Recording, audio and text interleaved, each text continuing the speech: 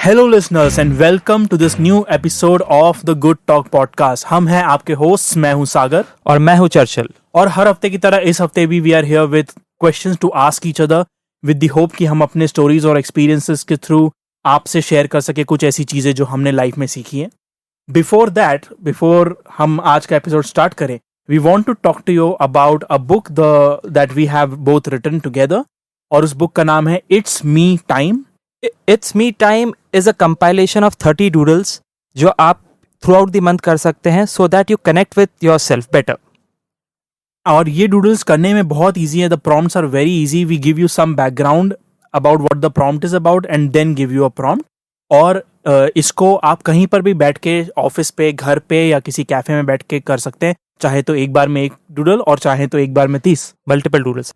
और अगर आप इस डूडल बुक की फ्री कॉपी चाहते हैं तो आपको बस एक काम करना है। आपको जिस भी प्लेटफॉर्म पे आप हमारा पॉडकास्ट सुनते हैं वहाँ पे जाना है, हमें रेट और रिव्यू करना है और फिर हमें कांटेक्ट करना है contact@thegoodtalk.in पे, और अपने रिव्यू को शेयर करना है और हम आपको एक फ्री कॉपी सेंड करेंगे अपनी डूडल बुक का, इट्स मी टाइम का, विदाउट एनी शिपिंग चार्ज और without any cost. Now we are going to begin today's episode. और आज चर्चिल ने मुझे कहा है कि मैं पहले सवाल पूछूं। अभी बहुत रिसेंटली ही मैं स्टार वॉर्स वापस से देखना मैंने शुरू किया है। And Star Wars I have seen a couple of times, but मैंने सोचा कि मेरी सिस्टर ने कभी नहीं देखा, and so we are watching it together, which is a great experience. And उससे मुझे काफ़ी वक्त बाद एक चीज़ करने को मिली, which was to stay up late at night, जो मैं बहुत पहले किया करता था कभी किसी ज़माने में, और अब with the new routine and workout and everything ये चीज़ मैंने करनी बंद कर दी है। So what I really want to talk about is कि एक सिंपल से एक्शन से, यानी कि सिर्फ रात भर कुछ घंटे एक्स्ट्रा जगने से ही मुझे बहुत खुशी मिली। And there are many different ways जिसमें हमें ये खुशी लाइफ में मिल सकती है, पर हमें पता नहीं कैसे हम खुद को ये खुशी देते ही नहीं है डिफरेंट टाइप से। So what I want to talk to you about is कि ऐसे कौन सी खुशी की चीज़ें जो आपको खुशी देती हैं, छोटी छोटी, and what are some of those things that probably people can, जो हमें सुन रहे हैं, वो अप्लाई कर सकते हैं अपनी लाइफ में। डेफिनेटली मैं स्टेप बाय स्टेप लूँगा। सबसे पहले मैं आपको Sure. थैंक यू बोलूँगा इस चीज़ के लिए, क्योंकि मैंने स्टार वॉर्स देखना काफ़ी सालों तक वो की थी अवॉइड, कि मैं नहीं देख रहा हूँ। हाँ, इतनी पुरानी है, 1980s की मूवीज़ में क्या तो ग्राफिक्स होंगे और क्या होगा, कैसे अपील करेगी, और बहुत स्लो होगी और अलग तरह का होगा। बट आपने कॉन्स्टेंटली परस्यू किया मुझे और फोर्स किया कि देखो, and I am really thankful कि I got to see such an epic creation, जो उस टाइम के हिसाब से भी एपिक था और आज के हिसाब से भी एक कल्ट है। I am really thankful to you for that. जो आपने पूरी बात बोली उसमें मुझे एक चीज़ रियलाइज़ हुई कि एक बहुत बड़ी चीज़ जो होती है कि जब हम ग्रो करते हैं तो हम या तो पास्ट में रहते हैं या फ्यूचर में रहते हैं। So either we are thinking about what happened to us और उससे हमारी लाइफ कैसे अफेक्ट हो रही है, या we are in a constant worry के क्या करना है कल, और उस चक्कर में हम प्रेजेंट एंजॉय नहीं कर पाते। और रात तक लेट नहीं जागना रेगुलर बेसिस पे तो बहुत बुरी बात है, but once in a while भी वो चीज़ नहीं कर पाना is a result of that only, कि हम कॉन्स्टेंटली फ्यूचर की वरी करते हैं। तो हम ये सोचते हैं कि हम अगर आज लेट जाग लिए तो कल हम कुछ नहीं कर पाएंगे। And there is very beautiful quotation जो थोड़ा सा हमारे ऑडियंस को थोड़ा ऑकवर्ड भी लगेगा, कि if you have 1 foot in the past and 1 foot in the future, you are probably peeing at the present. So basically जब हम ये चीज़ करते हैं कि हम कांस्टेंट फ्यूचर की वरी में रहते हैं, फ्यूचर को ही प्लान करते रहते हैं, हम प्रेजेंट एंजॉय करना भूल जाते हैं। सो मुझे लगता है कि प्रेजेंट में रहना बड़ा ज़रूरी है, और बीच बीच में ब्रेक लेते रहना लाइफ से, कि हाँ, हम वही चीज़ें एंजॉय करते जो हम कॉलेज डेज में एंजॉय करते थे या चाइल्डहुड में एंजॉय करते थे, और उतने ही पैशन से, बिना सोचे कि हम बीमार पड़ जाएंगे, हम बारिश में भीगने चले जाते हैं, या हम वाटर पार्क में चले जाते हैं बिना ये सोचे कि हमको टैनिंग हो जाएगी। बड़ा ज़रूरी हो जाता है लाइफ को एक्चुअली एंजॉय करने के लिए। I think it's very important to understand कि लाइफ जैसे जैसे हम आगे लाइफ में बढ़ते जाते हैं तो हम सर्टेनिटी की तरफ और बढ़ते जाते हैं, विच इज़ समथिंग दैट हम अपने पॉडकास्ट में कई बार इस बारे में बात करते हैं कि समहाउ हम सर्टेनिटी बिल्ड करने के चक्कर में लाइफ में से फन जो होता है उसको एक तरह से खुद ही निकाल के साइड कर देते हैं, एंड देन वी वंडर कि अरे यार, मज़ा क्यों नहीं आ रहा है लाइफ जीने में। डेफिनेटली होता क्या है कि सर्टेनिटी हमें सर्वाइवल देती है, बट अनसर्टेनिटी हमें हैप्पीनेस और थ्रिल और ग्रोथ और सभी कुछ जो अच्छा और नया होता है वो अनसर्टेनिटी से ही आता है। सो आप वही चीज़ बार बार करके कुछ एपिक नहीं पालेंगे। एक पॉइंट के बियॉन्ड अगर फ्रीक्वेंटली आप चॉकलेट भी खाएंगे तो चॉकलेट अच्छी लगना बंद हो जाएगी। सो आपको नॉवेल्टी और वैरायटी तो चाहिए। सो अगर आपकी करंट लाइफ बहुत स्केड्यूल्ड है तो आपको उसको ब्रेक करने के लिए पैटर्न तोड़ना पड़ेगा, और इसीलिए प्रॉब्लली हम ट्रैवल करते हैं, क्योंकि ट्रैवल भी एक पैटर्न ब्रेक ही होता है। बट मोर ऑफन नॉट मैंने देखा चालू किया है कि लोग अब ट्रैवल भी पैटर्न्स में करने लगे। सो वो ट्रैवल भी उस तरीके से करेंगे जैसे वो रूटीन जीते हैं, और फिर वो बोलते हैं कि ट्रैवल में भी मज़ा आना बंद हो गया। So any form of travel should, basically travel पे बात करके हम वापस आते हैं कि ट्रैवल भी उस तरह का होना चाहिए जो आपकी रेगुलर लाइफ से ब्रेक दे आपको। सो आप अगर अभी भी अच्छे घर में रहते हैं और एसी में बैठते हैं और एसी में ही फिर आप ट्रैवल भी वैसे ही करेंगे कि आप एसी होटल में रहेंगे और एसी कैब में घूमेंगे और एसी प्लेसेस पे जाके वापस आ जाएंगे, तो आपको कुछ नॉवेल्टी नहीं मिलेगी। सो अगर आप बहुत ही पॉलिश्ड लाइफ में रहते हैं, मेट्रो सिटी लाइफ में रहते हैं, तो प्रॉब्ली आपका आइडिया ऑफ ट्रैवल शुड भी कि मैं माउंटेन्स में जाऊँगा, मैं ट्रैकिंग करूँगा, या मैं डीप सी डाइविंग या स्काई डाइविंग टाइप की चीज़ें करूँगा जो आपको कंप्लीट पैटर्न ब्रेक दे। तो मुझे लगता है कि फर्स्ट स्टेप तो कुछ करने का जो हमें हैप्पीनेस देगा या प्रेजेंट में फील कराएगा, वो यही है कि हमें पैटर्न ब्रेक्स ढूंढना बहुत ज़रूरी है। सो बिकॉज अपन ट्रैवल की बात कर रहे हैं तो मैं यहाँ पे सवाल पूछता हूँ कि आपको नहीं लगता कि ये ऑलरेडी हो रहा है, इन द सेंस कि हमारा जनरेशन स्पेशली और हमारे से जो कुछ छोटे एज में जो छोटे लोग हैं वो अब इस तरह का कॉन्शियस ट्रैवल कर रहे हैं, आपको नहीं लगता ज़्यादा? नहीं, डेफिनेटली कर रहे हैं, पर उसमें भी मुझे लगता है कि फिर पैटर्न आ जाता है। आपको आइडेंटिफाई करना पड़ेगा कि कब वो चीज़ नॉवेल्टी से हट के पैटर्न बन गई है।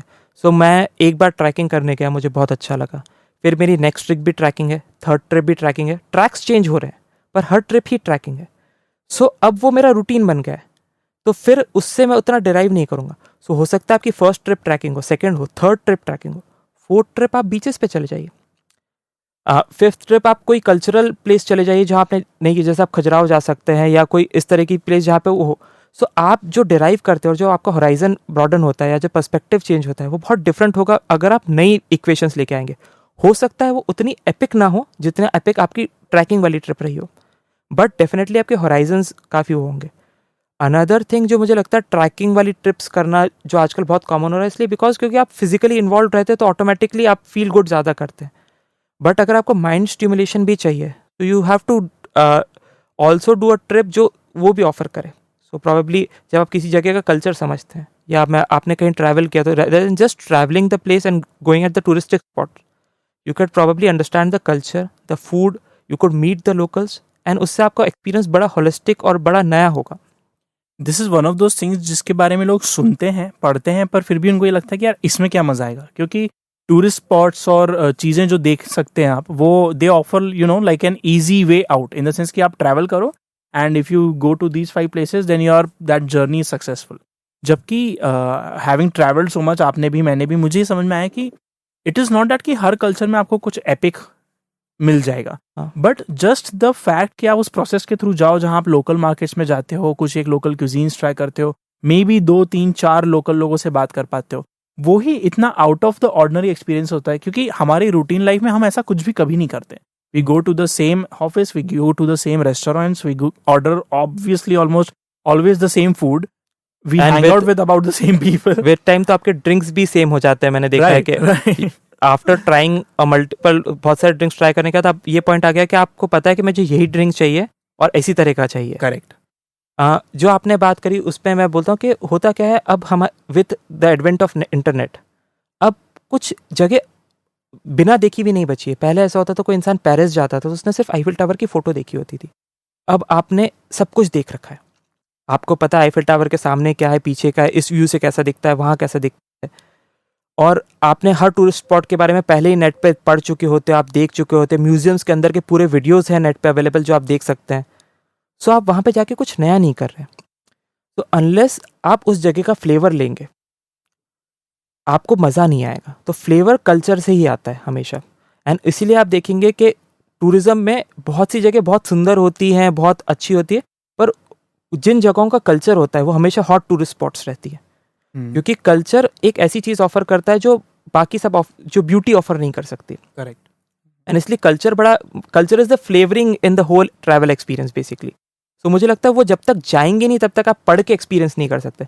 मैं यहाँ से पढ़ के एक्सपीरियंस नहीं कर सकता कि पर्शियन कल्चर कैसा है या डच कल्चर कैसा है, स्पेनिश कैसा है, for that matter north east का अपने आप कैसा है, या केरलाइट्स कैसे बिहेव करते हैं। जब तक मैं वहाँ पे जाऊँगा नहीं, उनके बीच में नहीं रहूँगा, तो वो एक्सपीरियंस करने के लिए, वो फ्लेवर एक्सपीरियंस करने के लिए वो मिंगलिंग ज़रूरी है, मुझे लगता है। इसमें एक और चीज़ भी मैं ऐड करूंगा, like because you mention Paris, तो सिमिलर चीज़ होती है ताजमहल के साथ। Like you have seen so many pictures since you were little, कि उसके पिक्चर्स देख देख के आपको पता है कि ताजमहल से आपको एक्सपेक्ट क्या करना है, लेकिन कुछ तो पावर होती है उस चीज़ को सामने सामने देखने में। डेफिनेटली। और अगर आप कुछ देर के लिए अपना कैमरा साइड कर रख सकें और सिर्फ उस जगह पर रह के उसको कुछ देर देख सके, तो आपको धीरे धीरे ये एहसास होता है कि क्यों इसकी इतनी वैल्यू है इन द वर्ल्ड।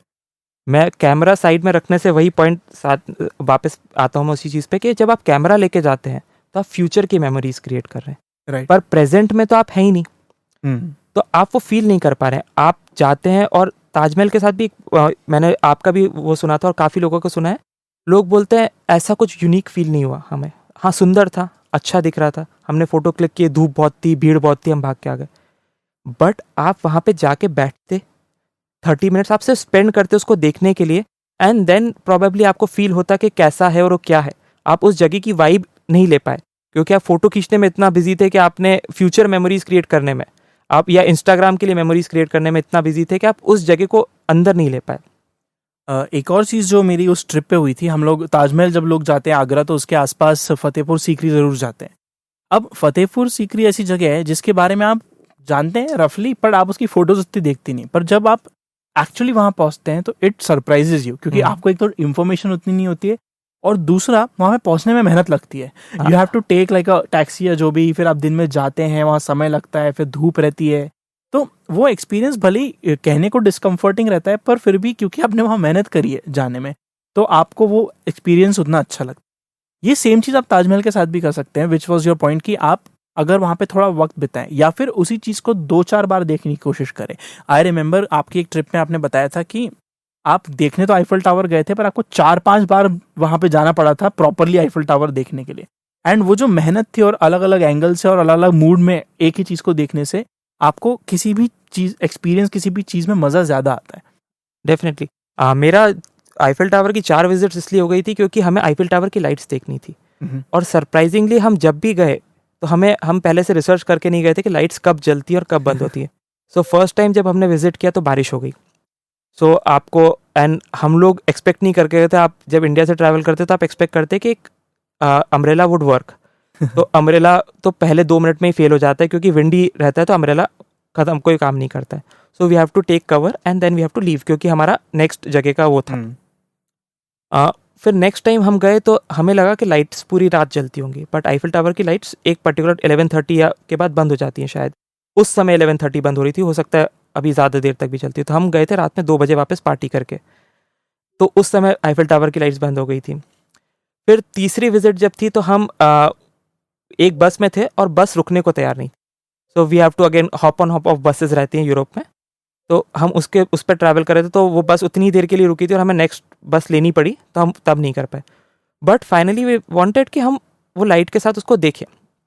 तो हमने एक और बार जब हम डिज्नीलैंड गए थे, डिज्नीलैंड से रिटर्न में हम we took a train and we went to Eiffel tower and then we sat there, and Eiffel tower lights या विदाउट लाइट्स उतना ही मैग्निफिसेंट दिखता है, बट जब आप वहाँ पे बैठते हैं तो you feel the energy, the power, कि यहाँ पे कितनी स्टोरीज बनी होंगी।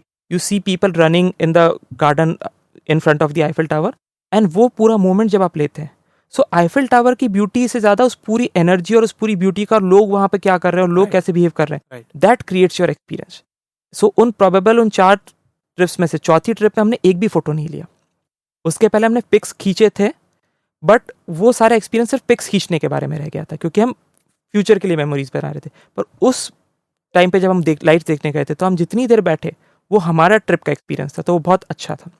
सो this really ties into the fact that you have to be present, यानी कि आप जहाँ भी हैं आपको वहाँ पे प्रेजेंट रहना जरूरी है। भले ही it can be as small as कि आप एक आइसक्रीम खा रहे हैं जो आपको हमेशा से पसंद थी, अगर आप सब कुछ भूल के सिर्फ 3-4 मिनट के लिए, जब तक वो आइसक्रीम चलेगी, अगर आप सिर्फ आइसक्रीम खा रहे हैं, and this is very difficult to do क्योंकि पूरे समय आपके दिमाग में कुछ ना कुछ चलता रहता है, तो वेदर आप मेडिटेट करते हैं नहीं करते हैं वो इररिलेवेंट है। प्रेजेंट रहना सिर्फ इतना, इट ओनली मीन्स कि आप जो भी कर रहे हैं आप सिर्फ वो ही कर रहे हैं उस समय, ना जैसे कि आपने कहा, ना आप पास्ट के बारे में सोच रहे हैं, ना आप सोच रहे हैं कि जस्ट उसके बाद आप क्या करेंगे, कहाँ जाएंगे और कहाँ होंगे।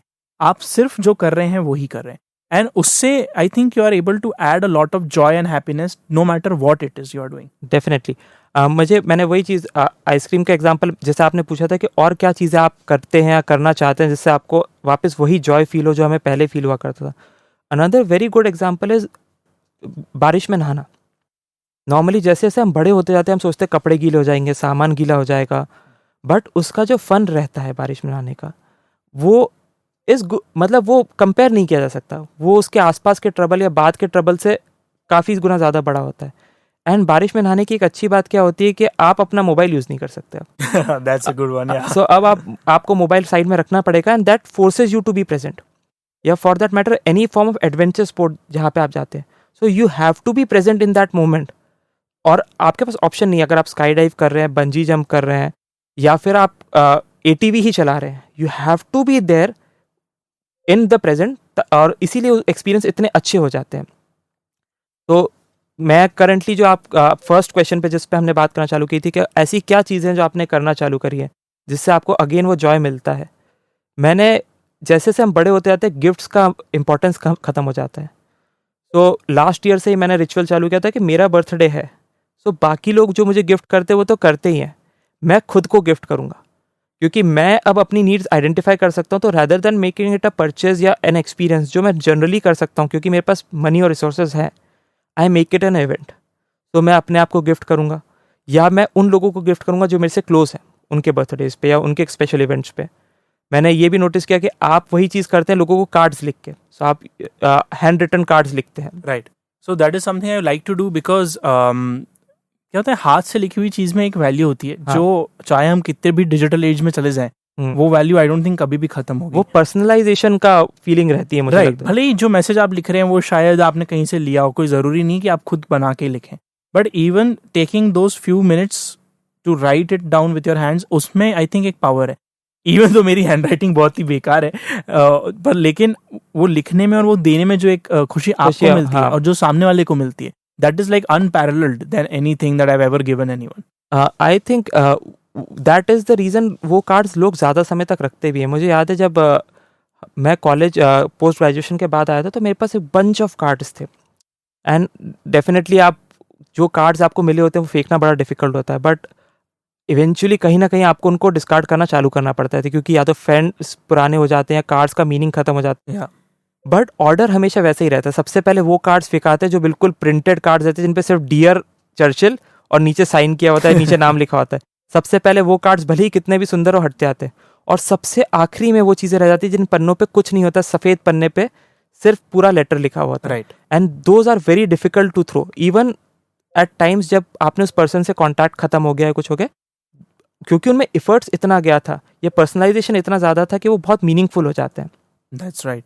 सो इस तरह की काफ़ी चीज़ें हम लोग अपने रूटीन के बाहर कर सकते हैं क्योंकि क्या होता है हम रूटीन में तो हमेशा ही फंसे रहने वाले हैं. अगर आज हमारा कुछ अभी रूटीन है तो कल कुछ और होगा, फिर कुछ और होगा. So we will change routines but हमारा जो फीलिंग है वो फीलिंग हम चेंज नहीं कर पाएंगे जब तक कि हम रूटीन से बाहर हट के. And it does not have to be something revolutionary जैसे हमने बात की. It can be as simple as just going to the ice cream store and only eating ice cream, या जो भी आपको फ्लेवर पसंद है. Trust me it is very difficult क्योंकि आप सोच रहे होते इसके बाद हमें घर जाना है, इसके बाद मूवी जाना है.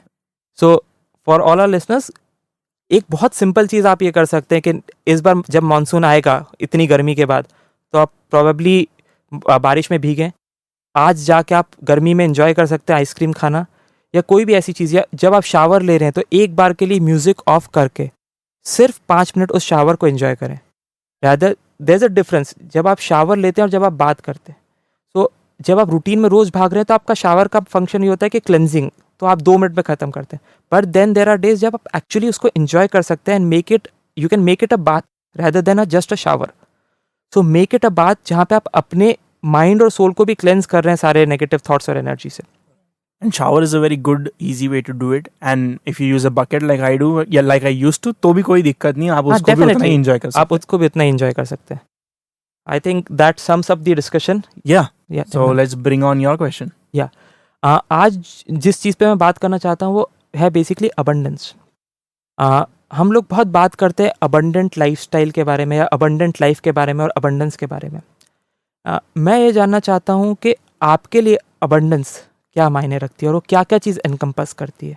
मोस्टली जब हम अबंडेंस का सोचते हैं तो हम स्टक हो जाते हैं इस पॉइंट पे कि abundance is related to money, is related to the resources we have, but what actually abundance is to you. Lamborghini never mind. So that song, I don't like that song, but बहुत पहले मुझे लगता था कि of course like anyone who's young and all वो abundance को money से ही connect करता था. तो abundance as a term simply meant कि अगर हमारे पास पैसे बहुत सारे हैं तो that like resolves everything. And मुझे नहीं लगता कि हमारी लाइफ में, एटलीस्ट मेरी लाइफ में, ऐसी कोई प्रॉब्लम थी जिसके लिए बहुत पैसे की कभी ज़रूरत थी. But I very specifically remember that मेरे विजन बोर्ड पे एक लैम्बोर्गिनी लगी हुई थी. And over time I realise कि I didn't really care whether मेरे पास लैम्बोर्गिनी है या नहीं है. होती तो ग्रेट, हाँ, बट नहीं है तो मेरी लाइफ में कोई फर्क नहीं पड़ता. ओवर टाइम बेसिकली आप बोलना चाह रहे हैं कि फॉल्स डेफिनेशन ऑफ अबंडेंस थी वो. Right. So when you are at, especially when you are young, तो आप यू नो जो आसपास आपके मैसेजेस होते हैं वो मैसेजेस आपको इन्फ्लुएंस करते हैं, द मार्केटिंग और जो भी आप देखते हो एंड सो ऑन. तो इसीलिए अबंडेंस का मतलब मेरे लिए उस समय तो ये हुआ करता था कि पैसे ज़्यादा होंगे तो बात खत्म हो जाएगी, उसके अलावा कुछ नहीं चाहिए. ओवर टाइम आई रियलाइज्ड कि friendship can be abundant, people around you, relationships that you have can be abundant, the work you do, the satisfaction you have from that work, that can be part of your abundance and so on. जैसे मुझे पता है कि हम ये good talk podcast कर रहे हैं तो it is a sign of abundance for me, because this is creative abundance as well as it is an extension of our friendship जो हमने बहुत सालों के चेरिश किए और बिल्ड किए. तो I feel very abundant inside me now, क्योंकि मेरे रिलेशनशिप्स बहुत अच्छे हैं, लाइक मेरे घर पे, बाहर, आपसे, and you know other friends that I have. So this is one form of abundance I realize. उसके अलावा ऐसा नहीं है कि पैसे की abundance मैं भूल गया हूँ. Of course that is a part of life, तो उसकी भी एक abundance होती है. Similarly health की भी एक abundance होती है जो मैंने honestly सिर्फ पिछले almost 1.5 year में ही realize करी है. उसके पहले मैं काफ़ी पेन में रहा हूँ with my back pain and everything. पर जैसे जैसे मैंने उस पर काम करना शुरू किया तो अब I feel very healthy, and that is a sort of abundance जो मैंने पहले कभी महसूस ही नहीं की थी. Of course I will just go to money as well, कि मनी आज भी मेरे लिए मैटर करता है ऑफ कोर्स, बट वो पहले नहीं आता. और मैंने देखा जब से वो पहले नहीं आता ना, तब से वो बड़े आराम से आता है. क्या प्यारी बात कही आपने. सो that is something that I have kind of not really worked on, but kind of learned पिछले 2-3 सालों में. आई थिंक मनी अबंडेंस जो है basically is not money, it is basically a way of living and thinking, जहाँ पे आप, जैसे light क्या है, अगर आप उस तरह से बोला जाए तो जब डार्कनेस हट जाता है तो लाइट होती है. उसी तरह मैं अबंडेंस को उस तरह से देखता हूँ जब आपकी सोच में और जीने के तरीके में एम्प्टीनेस और लैक की जगह नहीं है, तब आप अबंडेंस फील करते हैं. सो वो हर चीज़ में हो सकता है. तो abundance can be in terms of time कि आपके पास टाइम है, abundance can be in terms of love कि आपको लव मिल रहा है, एंड ऑब्वियसली मनी के केस में जब आपको लैक नहीं फील होता है तो आप अबंडेंस में. People often mistake abundance as having everything. तो मैं अबंडेंट तब मानूंगा अपने आप को रॉन्ग परसेप्शन के हिसाब से कि जब मेरे पास बहुत सारा पैसा होगा, जब मेरे पास बहुत सारा टाइम होगा. पर ये नोशन हमेशा गलत होगा, क्योंकि कितना भी पैसा हमेशा एक रिलेटिव टर्म में होगा. सो अबंडेंस को अगर आप इस पर्सपेक्टिव में देखें कि अबंडेंस लैक, मतलब अगर आपके पास उस चीज़ की कमी नहीं है तो आप अबंडेंट है उस चीज़ में, तो अबंडेंस को फील कर पाना बड़ा आसान हो जाता है. So if you feel love around you, you are abundant in love. If you have money to fulfil your needs, आपकी बेसिक चीज़ें आपकी खुशियाँ लाने के लिए है, so you are abundant in that. And once you start approaching abundance from that perspective, you feel a lot more abundant and there's a lot of happiness and satisfaction which comes in your life. अक्सर मैंने देखा है कि जब abundance की बात होती है इन जनरल, तो पीपल लाइक जैसे कि आपने कहा कि they have this false definition कि हमारे पास सब कुछ होना चाहिए. एक और इसमें अबंडेंट फील करने का मैंने तरीका ढूंढा था, विच वॉज कि अगर हम मानते हैं कि हम किसी एक एरिया में अबंडेंट हो, तो हम जब हो, लेट्स अज्यूम कि हम अबंडेंट नहीं हैं अभी, तो हम ये अज्यूम करते हैं कि जब हम लाइक अ थॉट एक्सपेरिमेंट कि जब हम इसमें अबंडेंट हो जाएंगे तो हम क्या करेंगे. हाँ, ठीक है. So that gives you a guide as to what you can do now. As an example जो मैंने मेरी लाइफ में मैंने किया था बहुत लास्ट ईयर में ही मेरे बर्थडे के पास, विच वॉज कि I have always wanted to feel abundant from a money perspective, कि मेरे पास पैसे हैं, मैं पैसे खर्च कर सकता हूँ एंड सो ऑन, जो ट्रू भी रहा है हमेशा.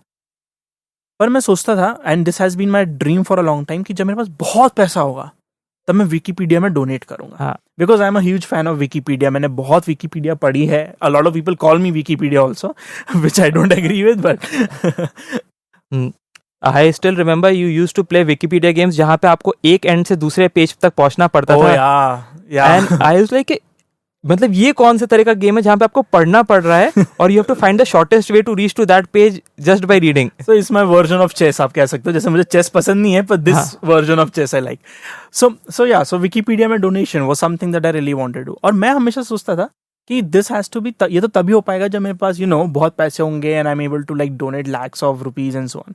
लास्ट ईयर मेरे बर्थडे पे मैंने 5,000 रुपीज विकीपीडिया पे डोनेट किए. हाँ. और उससे ही मुझे इतनी खुशी हुई जैसे मैंने सच में 5-10 लाख रुपए उनको दे दिए. डेफिनेटली उससे हैप्पीनेस, मतलब वो चीज आपने अबंडेंस ऑटोमेटिकली इनवाइट करी. So being what you really want to be is a way of attracting abundance into your life. Abundance को बेसिकली अगर हम उस तरीके से देखें कि लाइफ फॉर्म के तौर पे देखेंगे तो दो पार्ट आते हैं. पहला पार्ट माइंडसेट के तौर पे अबंडेंस ये बोलता है कि आप अपने आप को पहले वर्दी समझें कि आप एक्चुअली वर्दी हैं उस अबंडेंस के. और एक्शन के पार्ट्स पे आपके एक्शंस कंग्रुएंट होने चाहिए, उस चीज से मैच होने चाहिए. सो आप ये नहीं बोल सकते कि मैं अबंडेंस चाहता हूँ मनी में और फिर then you act like a beggar और माइजरी पर्सन. क्योंकि जो एक अबंडेंट पर्सन होगा, जो एक वेल्दी पर्सन होगा, I don't use the term rich, क्योंकि रिच सिर्फ मनी वाइज होता है. Wealthy person is, it is a broader in every area. तो एक वेल्दी पर्सन कभी भी उस तरीके से बिहेव नहीं करेगा. सो आपके एक्शंस भी कंग्रुएंट होने चाहिए. जो चीज़ आपने बोली थी कि आप सोचो कि क्या करने वाले हो. I have a 4 set question for that particular thing कि अगर आपको किसी एरिया में अबंडेंस चाहिए तो आपको अपने उस एरिया का वाई निकालना पड़ेगा. उस वाई को निकालने के लिए 4 क्वेश्चंस बड़े ज़रूरी होते हैं. सबसे पहला क्वेश्चन कि अगर मनी रिलेटेड एरिया है, सो अगर आपके पास वो सेट ऑफ मनी होती तो आप क्या खरीदते. दूसरा क्वेश्चन, आप क्या एक्सपीरियंस करते. तीसरा क्वेश्चन, आप कौन होते, who would you be if you have that amount of money. And चौथा और आखिरी क्वेश्चन कि आप क्या सा फील करते. Once you answer all those 4 questions, you would probably get an idea कि आपको आज क्या करना पड़ेगा उस abundance को अट्रैक्ट करने के लिए. एंड इसके आंसर्स में अक्सर एज अगर आप ये आंसर्स देंगे तो आपको एक चीज समझ में आएगी कि अल्टीमेटली सबसे इंपॉर्टेंट इसमें वो फील वाला क्वेश्चन है. या डेफिनेटली आप महसूस क्या करना चाहते हैं. अक्सर जैसे कहते हैं ना कि there is always a pursuit of happiness which gives us happiness. तो हम कभी भी एक्चुअल एब्सोल्यूट टर्म्स में अबंडेंस नहीं चाहते. हाँ. हम उस अबंडेंस से जो हमें फीलिंग आती है, हम वो फीलिंग चाहते हैं. अगर किसी तरह से हम वो फीलिंग आज क्रिएट कर सकें, हाँ, है ना, तो वो अबंडेंस ऑटोमेटिकली अट्रैक्ट हो जाती है. अब ये ना बहुत fake it till you make it type का लगता है कि यार जब हमारे पास पैसे हैं नहीं तो हम अमीर कैसे फील करें. तो पर वो आप छोटी चीजों से कर सकते हैं. अगर जैसे कि आपने बोला था कि लाखों रुपए डोनेट करने की जरूरत नहीं है, आप 5,000 रुपए भी दे सकते हैं. और फॉर दैट मैटर जिसके लिए ये टर्म्स बहुत बड़े हैं, वो उन रिलेटिव टर्म्स में छोटा करके भी वो कर सकते हैं. जैसे एंथोनी रॉबिन्स कुछ सालों पहले तक बिलियन लोगों को मील्स प्रोवाइड करते थे, बिलियन मील्स प्रोवाइड करते थे बेसिकली. तो उनके अबंडेंस का पैरामीटर वो था. अगर आपको भी वही गिविंग वाली अबंडेंस फील करनी है, आप 2 लोगों से स्टार्ट कर सकते हैं. क्योंकि एक पॉइंट उनका भी रहा होगा जहां उन्होंने स्टार्ट किया होगा. And once you start from that point you get more energy to do more basically. इसमें मुझे लगता है अबंडेंस और इसमें से ना अपनी ईगो थोड़ी साइड करने की जरूरत, क्योंकि हमारी ईगो ना हमेशा ग्रैंड स्कीम्स बनाती है. So it is not enough to donate food to like 10 people. या जब तक आप 1000 लोगों को हेल्प नहीं कर रहे तब तक आपने क्या हेल्प करी. जबकि ऐसा है नहीं, आप अगर एक पर्सन को भी आज हेल्प कर सकते हैं, so that has value today right now आपके लिए. सिमिलरली कई बार ऐसा होता है कि abundance does not always mean कि हम खर्च ही करें या हम गिव ही करें. इट कैन ऑल्सो मीन कि वी स्पेंड समथिंग वाइजली. जैसे एज एन एग्जाम्पल कि पैसे में अगर आप अबंडेंस सोच रहे हैं तो कई लोग सोचते हैं कि मैं प्राइस टैग ना देखूं और फिर भी खरीद सकूं. Of course that is one form of abundance. लेकिन अगर आप उस लेवल पे नहीं है या अभी नहीं है या आप नहीं जाना चाहते या व्हाटएवर, तो there is another way to feel the same abundance and that is कि अब आप जहां पैसा खर्च कर रहे हैं वहां उससे वैल्यू डिराइव करने की कोशिश कीजिए. तो आपको वो कहते हैं ना कि if you want to be wealthy you have to behave like someone who is wealthy. तो जो वेल्दी पर्सन होता है मनी वाइज, वो अपना मनी बहुत सोच समझ के खर्च करता है. Definitely. So you have to bring that consciousness कि अच्छा किस चीज पे आपको बेटर डील मिल सकती है. It's not always about discounts. कई बार simply purchasing something that is expensive is a better deal, क्योंकि वो चीज ज्यादा लास्ट करेगी. जैसा कि हम अक्सर एप्पल प्रोडक्ट्स की बात करते हैं कि definitely they are way expensive than they should be, पर वंस यू गेट इट तो आपको पता है कि आज से 5 साल तक आपको कोई तकलीफ नहीं होगी. So there are so many different ways of creating the feeling that you abundant. मुझे लगता है उसमें जो आपने ग्रैंडनेस की बात करी थी, राइट, और इसी चीज़ की वाइजली चॉइसेस मेक करने की बात की थी, उसमें एक बड़ी चीज़ होती है कि you have to start appreciating what you have at the moment. आप अगर उसी चीज़ के लिए दौड़ते रहेंगे जो आपकी पिक्चर है अबंडेंस की, may be it can be in form of love या टाइम के फ्रेम में या हेल्थ के लिए या मनी वाइज, अगर आप एक फ्यूचर गोल के पीछे भागते रहेंगे और उन चीज़ों का अप्रिशिएट नहीं करेंगे जो आपके पास आज है, तो आप कभी अबंडेंस फील नहीं कर पाएंगे. So the starting point is कि appreciate what you have at the moment, and वहाँ से आप फीलिंग क्रिएट करें जो आपको फ्यूचर आपका अट्रैक्ट करेगी. सो हम एक particular format of relationship crave कर सकते, but unless we respect and appreciate the love we are currently getting from the people in our life, we might not get to that point. Right. Even if it with अगर वही same चीज़ same person के साथ भी है, हो सकता है आप एक लव इंटरेस्ट देख रहे हैं, पर उसके लिए ज़रूरी है कि आप अपने फ्रेंड्स वाला लव और पेरेंट्स का लव और सिबलिंग्स का लव भी अप्रिशिएट करें. बट हम एक सेम पर्सन की भी बात करते हैं. आपका पार्टनर है, यू क्रेव कि हमें ज़्यादा लव मिले, ये उस तरह का रिलेशनशिप नहीं है जैसा हम चाहते हैं. The starting point two fixing it is appreciate जो अभी मिला है. ईजिएस्ट वे इज कि बहुत से लोगों के पास पार्टनर्स नहीं है. At least you have a partner जो आपके लिए केयर करता है, जो आपके लिए कुक कर सकता है, या जो आपके घर में अर्न करके लाता है, जिससे आपका परिवार चलता है. So just start appreciating those things, and once you are appreciative कि जो मिल रहा है, you find ways to create that abundance जहाँ पे आपको लव अबंडेंटली मिलता है. And in any form of वो, मुझे ये चीज़ हमेशा लगती है कि लोग हमेशा भूल जाते हैं कि बिना कुछ किए कोई भी चीज़ नहीं होती है. सो अगर आपको किसी भी फॉर्मेट में अबंडेंस क्रिएट करनी है, सो आपको वर्क तो करना पड़ेगा. अगर आपको टाइम के फॉर्म में अबंडेंस क्रिएट करनी है, उसका तरीका यह है कि आप उन चीज़ों में इन्वेस्ट करें जो कल आपको टाइम दे. सो प्रोबेबली मैं डेलीगेशन मॉड्यूल्स तैयार करूंगा अपने लिए कि अगर मेरे पास टाइम है, सो मैं ऑटोमेशन के तरीके ढूंढूंगा. तो ऑटोमेशन का तरीका जब ढूंढा जाता है तो वो टाइम इन्वेस्टमेंट मांगता है पहले, फिर वो टाइम देता है. डेलीगेशन देना है तो आपको स्टाफ को पहले ट्रेन करना पड़ेगा, फिर वो काम करना चालू करेगा.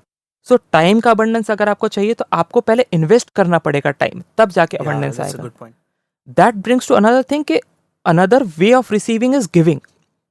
तो आपको देना पड़ेगा ताकि आप रिसीव कर सके. सो अगर आपको ज़्यादा लव चाहिए लाइफ में तो आप लव देंगे. Rich people, a beggar can not give anything, so rich people can give. तो अगर आपको मनी के फॉर्म में अबंडेंस क्रिएट करना है, सो आप मनी के वे में उस तरह से होंगे जहाँ पे आप लोगों की हेल्प करते हैं. हो सकता है पैसे दे के नहीं, पर रिसोर्सेज दे के, अपना नॉलेज शेयर करके, या in any way. So giving is an essential part of creating that abundance. और मुझे लगता है we are already very abundant in every area, क्योंकि हम हमेशा दे सकते हैं. हाँ. अगर हमारे पास पैसा देने के लिए नहीं है तो हमारे पास समय है, समय नहीं है तो एनर्जी है, एनर्जी नहीं है तो अटेंशन है, अटेंशन नहीं है तो सिर्फ एक गुड लिसनिंग ईयर. हाँ. A lot of things are there which you Very already good have, point. Yeah. जो आप दे सकते हैं. बस आपको लगता है वही ना, हम अपनी उसी ईगो में फंसे कि नहीं हम यही देना चाहते हैं, क्योंकि हमें चाहिए ये तो हमें देना ही है. कोई जरूरी नहीं, सिर्फ देना है. What you are doing giving is irrelevant जब तक आप एक ओपन हार्ट से दे रहे हैं. डेफिनेटली. मैं आपने जो पॉइंट बोला था मुझे बहुत अच्छा लगा था. मैं वापस बोलूंगा, अगर किसी ने लिस्टर ने मिस कर दिया हो, कि अगर आपके पास कुछ नहीं है तो आप सुन सकते हैं बातें किसी की, एंड यू वुड रियलाइज कि एट टाइम्स वो सबसे बड़ी चीज़ होती है आप किसी को दे सकते हैं. At least in case of relationships, most of the times आपके पेरेंट्स आपसे सिर्फ कुछ नहीं चाहते कि आप उनकी बात सुन लें, and it can be repetitive talk जो वो रोज़ करते हैं. But if you could just patiently listen to them, आप उनको वो चीज़ें दे जाते जो आपको पता भी नहीं है. आप उनको गिफ्ट से वो हैप्पीनेस नहीं दे सकते जो आप उनको अपने टाइम और बातें सुनने से दे सकते हैं. राइट. ये this applies to every person. सबकी लाइफ में लोगों को एक लिसनर चाहिए, एंड अगर आप कुछ नहीं कर सकते तो आप वो लिसनर बन सकते हैं उनके लिए. एंड आपको बहुत अच्छी एडवाइस ऑफर नहीं करनी है, बहुत अच्छा सोल्यूशन ऑफर नहीं करना है, बट जस्ट वो बात सुन लेने से लोगों को बड़ा शांत फील होता है और वो सोल्यूशंस तो खुद ही फिगर आउट कर लेते हैं most of the times. In fact advice is again coming from a place of ego. हाँ, डेफिनेटली. अनलेस किसी ने मांगी एडवाइस, आप उसको एडवाइस नहीं दे सकते. एंड इसी चीज़ को मैं कम्युनिटी लेवल पे भी ले जाने की वो बोलता हूँ कि वहाँ ये मेरे पास कंटेक्स्ट इसका कहाँ से है. पिछले साल मैंने एक कुछ इवेंट्स अटेंड किए थे which were about the LGBT Q+ community. और उसमें ऐसे काफ़ी लोगों से मेरी मुलाकात हुई जो अपने घर वालों से और इनसे परेशान थे कि वो हमें समझते नहीं है। और वहाँ पर ही निकल के ये बात आई थी कि कई बार हो सकता है कि आपके पास अपनी बातें रखने, अपनी बातें करने का सेफ स्पेस घर पे ना हो, पर आपने वो परेशानी देखी है।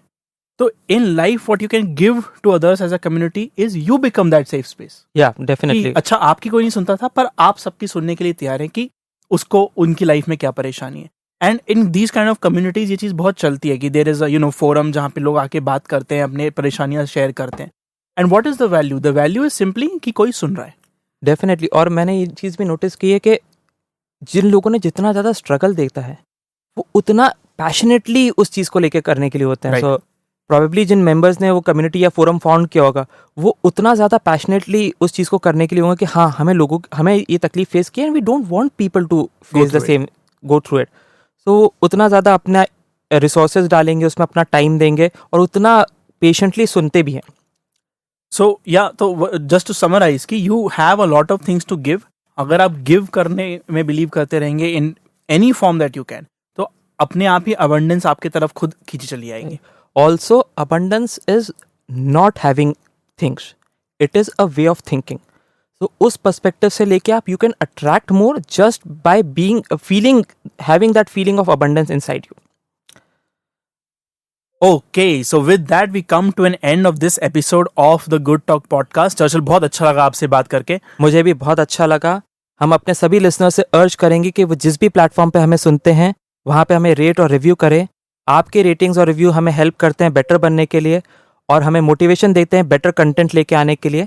अगर आपके पास कोई भी क्वेश्चंस या कोई भी सजेशंस हो तो हमें लिखें contact@thegoodtalk.in पे। Thank you. Thanks. Bye bye. Bye bye.